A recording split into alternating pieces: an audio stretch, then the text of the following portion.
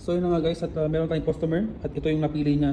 So sa mga gusto mag-order guys, ito yung aming Instagram. So pwede po kayo mag-order guys at meron po kaming delivery also. Yan, so nalagyan natin na siya ng foam. So lalagyan natin ng artificial mousse kasi may mousse yung ano, yun yung mousse yung order. So ayun na nga guys, at hinanda ko na yung artificial mousse. Kasi sa order, merong artificial mousse doon sa loob ng ating glass. So kailangan natin prepare tapos yung pinaka-last is itong pera. So dito sa may gitna. So tara guys, gawin na natin at para pagbalik ni Madam makita niyo maganda yung ating arrangement. Ito nga guys, at uumpisahan ko na kasi para makita na natin yung pinaka front view. Kailangan siyang siksikin.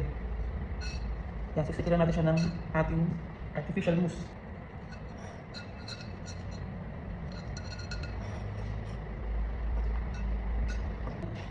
Wala namang makikita sa baba. Okay? Tingnan natin kung anong pwede natin gawin. Ito ang ating design. Para makita natin kung kulang pa or okay na. Kasi mahirap na. May mga ibang masisilan kasi so okay na. Kailangan natin exact talaga.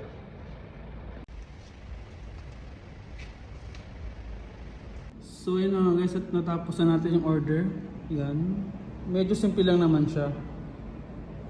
Yan, ito yung pinili ng ating customer. May mousse doon. Yan.